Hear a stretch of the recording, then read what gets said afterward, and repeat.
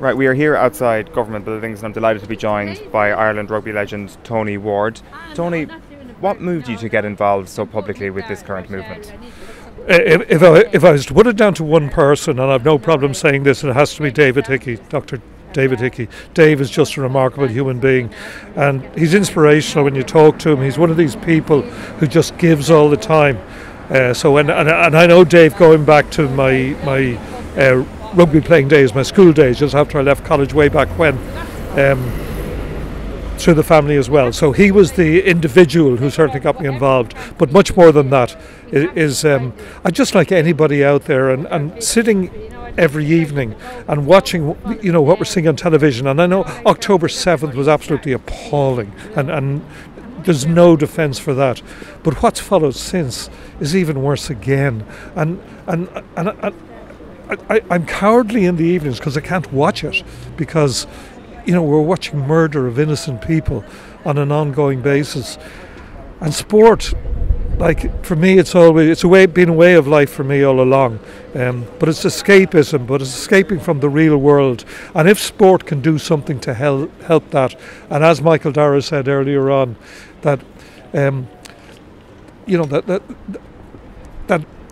if you form sporting boycotts rather than building bridges all the time, it brings about change. The only other thing I've been involved in way back when was in the apartheid movement back in the early 80s, and I didn't go to South Africa, having been there the previous year with the Lions, and that got to me on a moral basis, and this has been the very same, but this has touched even more because of the human side to it. Just seeing innocent people having their lives destroyed is it's beyond comprehension. Can I ask you about your own family? And you mentioned your father when you were speaking there. Yeah, my dad was actually Jewish. He met my mum, and my mum is Catholic, obviously from Dublin here. And in order to get married, he converted from Judaism to Catholicism. I was born here in Dublin, but we lived our early years in Leeds, and he died when I was very young. He died when I was 5. He's buried in Leeds, hence I'm a Leeds United fanatic to this day. I'm a season ticket holder, proud to say. But because we came back to Dublin, obviously then I had a different lifestyle. I'm from Harold's Cross, and I went to school in Mary's and Rathmines, although soccer was my big game growing up, but I played rugby as well. So it's funny how life, things happen in your life and you go in different directions. But yeah, I suppose it puts me in a slightly unique position in my dad being a Jew, and yet I'm very much on the Palestinian side in this. And it's horrible having to take sides, but it's just, I just find it so upsetting on a human basis. But yeah, that's the background with my dad.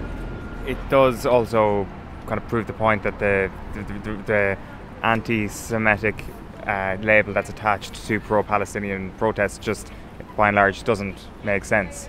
No, not at all, and that would be very much my feeling as well. When it comes to the apartheid regime that was, I guess, ignored and tried to be tackled by certain Irish rugby players, including yourself, how does that differ to the current situation, do you think, with the women's basketball team? Because I do believe that there are quite a number of differences, but just what are your own thoughts on it? No, I get that. I mean, I do realise the financial implications that are involved and how basketball is trying to establish itself. Certainly, the only thing I don't, and I referred to it there, it was the Israeli Basketball Association talking about the spirit of sport. How can you talk about the spirit of sport when you're seeing murder on a daily basis of children, of women, of men? So I find that really difficult. As regards apartheid, I think what astonished me when I went out with the Lions in 1980, and I was on the first bus out, when I was picked to go out on that Lions tour. I went out after 2 weeks, and I was there for another 10 weeks as we went along. But right from the get-go, from the time I got there, the apartheid system was evident for all to see, and if you wanted to see it. I mean, we got red carpet 5-star treatment everywhere we went, and that reinforced even more for me the reality of how big rugby was in South Africa and is to this day. So I was in no doubt that the building bridges theory wasn't working, having been there in 1980, and I couldn't justify in my own mind going back in 81. I did myself no favours in a pure rugby playing sense, but I think that's where you mature, and again I tried to refer to that earlier. As you go on through life, rugby is your obsession, it's tunnel vision, you want to be the best that you can be, all those things come into play, and then as life goes on you realise, hold on, it's about a lot more than this. And that's certainly, I mean, you know, I'm in awe of people like Rebecca and Michael Darragh there. They're so young, and you know, to have the conviction they have. I wish I'd had that back then, but it's nice to be able to do something now, and again, thanks to David Hickey. There are quite a number of us involved.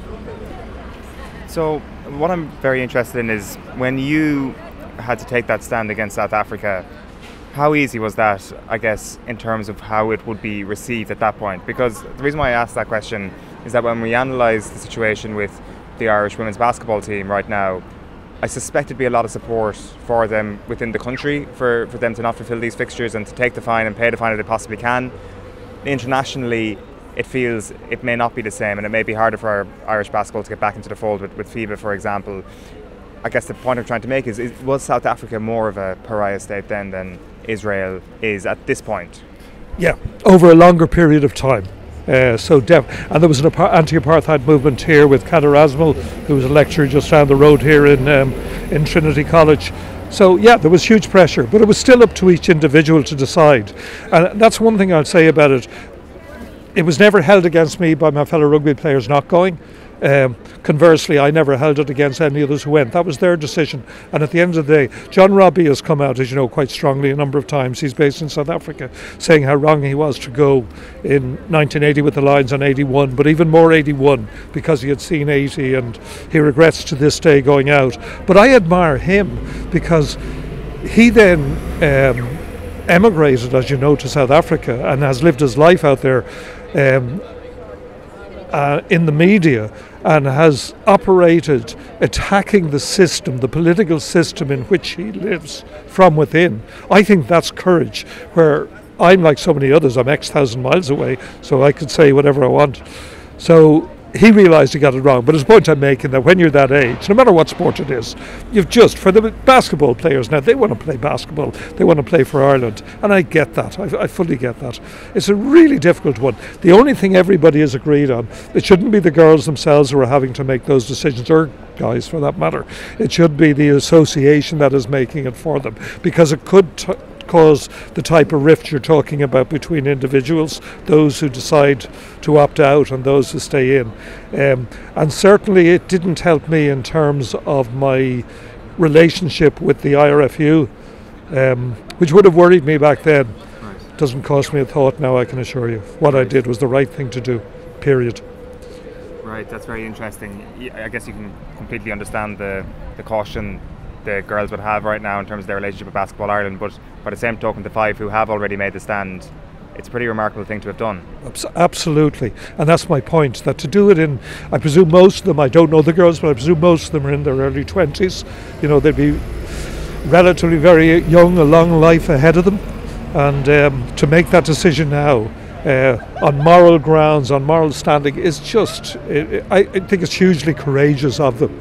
And it's easy for me to say at this stage of my life now, but I look back and I'm able to say I made a lot of mistakes, no question about that, but that was one I got right, one of a few decisions, and they'll feel the same in years to come, if that's any consolation now to the hurt of not being involved in the basketball team. It's pretty obvious by dint of the fact that you're here today, but you obviously truly believe that sport and boycotts do work. Well, that's been my experience. I mean, we were fed the line by the people in the IRFU here, because I had quite a few meetings at the time with coaching, with administration about going out, and the line was building bridges, building bridges, building bridges. This is the whole thing, that if you cut out communication, things will get worse. It wasn't. If you cut out, if you fail to tour and they're not getting what they want, i.e. international rugby, test rugby back then, they then have to look at themselves, and that is what happened.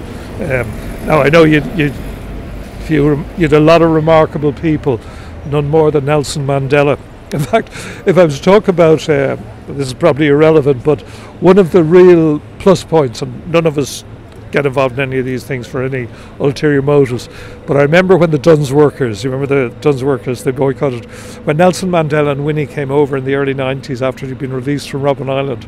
I remember being invited along into the old Berkeley Court Hotel with the Duns workers to meet Nelson Mandela and Winnie Mandela, and I have to say it was a fantastic thrill. Like, never in my mind, obviously, when I was doing my own little stand. And not for a minute did I think that by me, Tony Ward, not going to South Africa, was I going to change the world. But every little bit helps. And that's what we're seeing as this anti-Israeli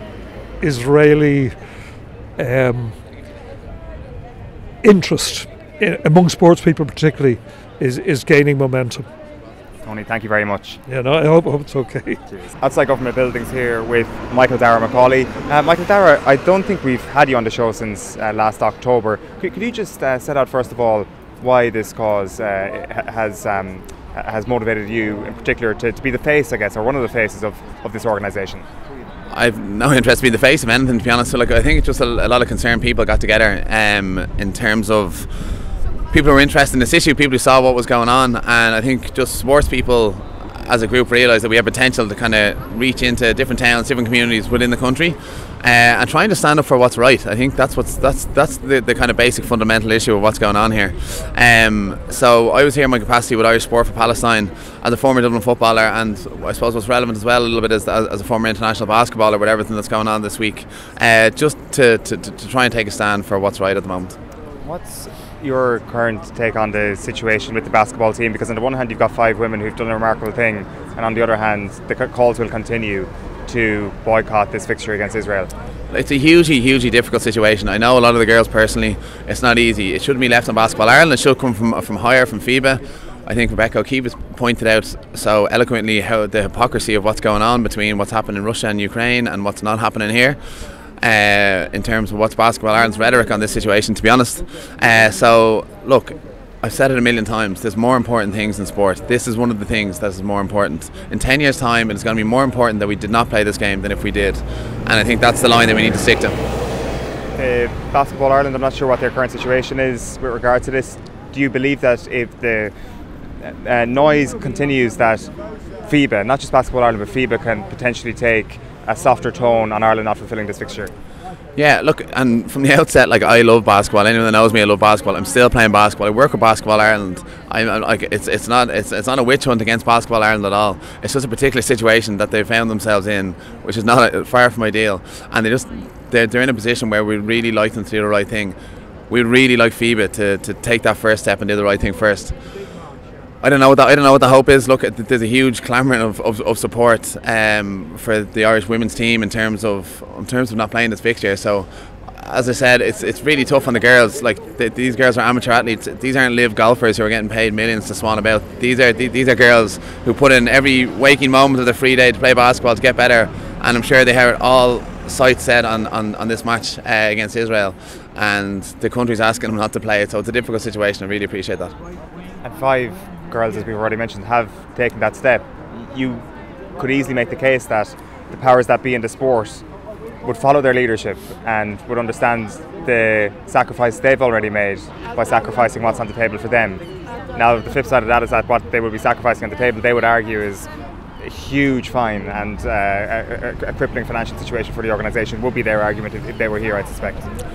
Yeah, look, there's possible fines, possible sanctions, and look, I don't know about what fines. These aren't guaranteed. These are possible options, and I'm also saying there's a huge groundswell of support for what's going on, and I'm sure that money could be acquired, could be crowdfunded or something to maybe support them in that situation if they were to take that honourable stance. I think that would be a fair situation to happen. So I think that's something that definitely could be looked at.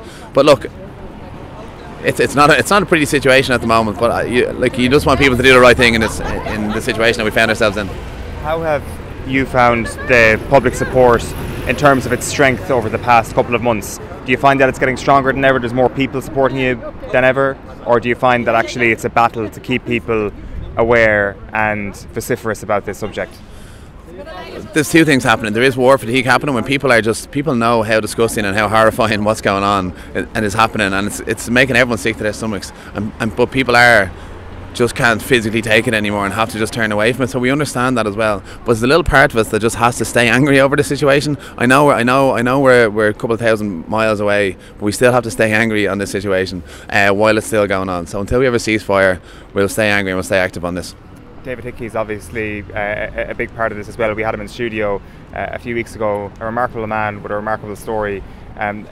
For you personally, how has it been to, I guess, see how somebody like him operates, and what I guess have you learned over the last little while?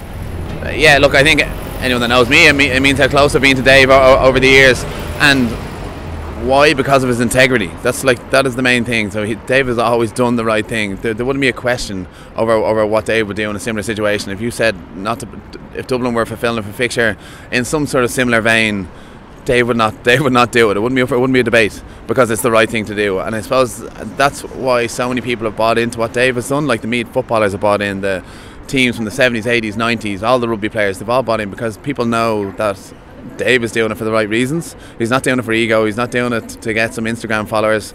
He's not, even though he could be a TikTok sensation if he went after it, but he's not doing it for those reasons. He's doing it because it's the right thing to do. How did it make you feel when you saw the Dublin women's team with their very big support for Palestine before the game? It's actually something saw down in Tralee last day, Palestine flags behind one of the goals during the Derry match, but just as a dub, seeing the women's team the first night of the league. Yeah, it was super. Look, and I think sometimes it's hard to put your hand up first, and they were the first team to do that. They were definitely the first team within the GAA to do it, and we're really proud of the girls and the management team for doing that and making that stand. And I think they've got the recognition that they deserve. They really kind of putting their hand up about knowing there's more than sport, and yeah, I can really commend the girls for doing so. Michael Darragh, great to chat to you. Thank you very much. Cheers. Rebecca O'Keefe here. Rebecca, first of all, can you just give us an update on what was actually happening here this afternoon? So today we had a press call with Irish Sport For Palestine and various other individuals, including Fatin from IPSC. And so Irish Sport For Palestine had an open letter calling on the government and ministers and governing sporting bodies to hold Israel to account and to investigate their war crimes, ban them from international competition, and to show a message of solidarity to Palestinians. So what we were doing today was presenting that letter to Minister Catherine Ryan, and we're also appealing to people about the upcoming basketball match. So FIBA and Basketball Ireland have said that the match will go ahead. And what that has meant now is players are now in a tough position. Some women have come out and said that they won't play, and massive respect to them, but players should never have been put in that position in the first place, ever. So the organisations need to make a stronger stance. They need to take decisive action and not ignore the precedent that exists here, because in 2022 they removed Russia and Belarus from international competition. So the double standard is glaring, and the ICJ has ruled Israel is plausibly committing genocide. So how can we engage with, compete against a state that is doing that? We are watching the most documented genocide, so we cannot stay silent. We have to take action, and it's not too late to take action. On the basketball situation, it's a very difficult position for a lot of the players, but 5 of them already taking the stand to not take part in this upcoming clash with Israel is a remarkable step. Is there a sense that will be enough to dissuade Basketball Ireland from fulfilling this fixture?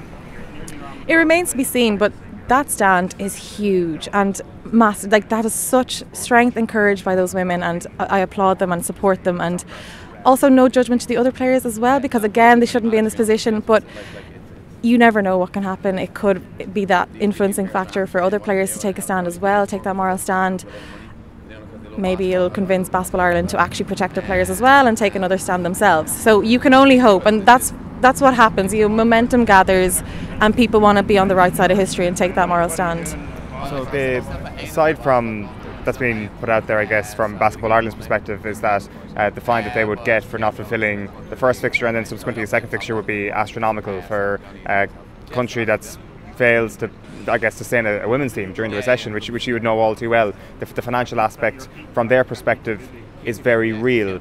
Do you understand that concern? Obviously this goes much beyond money and anything like that. This is a humanitarian crisis, but can you understand at least why Basketball Ireland are digging their heels in a little bit? 100%. You know, I understand the financial implications, but I think it is worth mentioning as well that, now I have not seen official correspondence, of course, but according to the handbook, it stipulates in the first instance of forfeit, which this match would be, it would incur a fine of up to 80,000 at a maximum. There's no mention of a ban at the first instance, and I think that's important to state. The second match, due for November, will be the second instance, and then it could incur a second fine and possible ban. So I think we need to put it into perspective here that the first instance is up to 80,000, which I'm sure we could crowdfund if needs be. But I totally understand, as a player, as someone who, you know, did miss out on that period of time when Basketball Ireland wasn't competing internationally. So I understand the want to play, but my position comes from a deep sympathy for Palestine and what's happening, and we have the power to take a stand. It's interesting that you make the point about a potential crowdfunding of the initial fine. Like, is there a potential approach here where Basketball Ireland could be in a better place if they pay the fine, don't fulfil the fixture, and then subsequently they have time on their side then before the second fixture, which would incur a substantially greater fine? Do you suspect that might be a course of action that they could take? I think it absolutely could be, and I've heard so many people say that they would help support a crowdfunding initiative if it was to happen. And basically there are options here, and there are ways to resist this, there's ways to take a stand. That doesn't necessarily have to mean worst case scenario. But we then have to put in perspective that we are witnessing genocide as well, and what moral stand are we going to take here? The irony in all of this is that if Basketball Ireland takes a stand, Ireland becomes the pariah state in basketball terms, with Israel obviously inside the fold. So there are vast differences with this situation if you compare it to, say, some of the rugby players travelling to apartheid South Africa, where they were travelling to what was a pariah state within the sport, or what eventually became a pariah state. So the move from Basketball Ireland to not fulfil this fixture would be extraordinary in that context. Well, depends on how you look at it. A pariah state to Israel, yes, but to the global community, it's a massive stand of solidarity, and it's a massive stand of courage, and it actually could. Ireland has such power because of our long-standing solidarity with Palestine, so it could actually influence a lot more countries to do the same. And actually, was it today or yesterday that a call came out from pro-Palestinian groups to boycott the Israel-Slovenian match coming up, the men's one. So there is a knock-on effect here, and taking a stand, it takes courage to be the first, I get that, but it does work, and it really influences other countries to do the same. The interesting thing then is when we kind of look back at what Basketball Ireland has done, was it them basically taking a stand in the first instance to not actually go to Israel, to not host Israel in Dublin? Did they deserve credit for that, or is that just something that they would have done regardless, do you think, that in the first instance? So, well, again, I'm not privy to internal communications, but from the outside looking in and based on the statements, it would appear that the match was postponed. Yeah. And then Basketball Ireland has said they advocated for a neutral venue, so we can only take their word for it. So, of course, not fulfilling that fixture, but I don't know who cancelled it first or who postponed it, so I'm not aware of this. But yeah, of course, not fulfilling the fixture, and I know Israel did come out and criticise that. So, but is it enough? Is it enough? Because I would be rather the cancellation rather than a postponement. Have you spoken to the 5 players who walked away, or any of them? So I can't speak on any players, and I'm not representing anyone here, but of course basketball is small, we're a community, we're peers, we've played against each other, with each other at certain times, so I can't comment on that, but I do want to commend the players who have taken a stand, and again, no judgment on anyone else, and they should be protected. Do you get the sense, again, that we're looking from the outside in at this point, but do you get the sense that that number of 5 could grow in the coming days and weeks? It's guesswork, but it could, because it has been picked up by BDS, which is the global coalition of Palestinian boycott, divestment, sanction. That's been picked up, that's huge, and they're getting such support, and you could only hope that it would influence other people. Sure, never should have been their position, but you can only hope, and yeah, we'll have to see what happens. Rebecca, thanks very much. Thanks a million.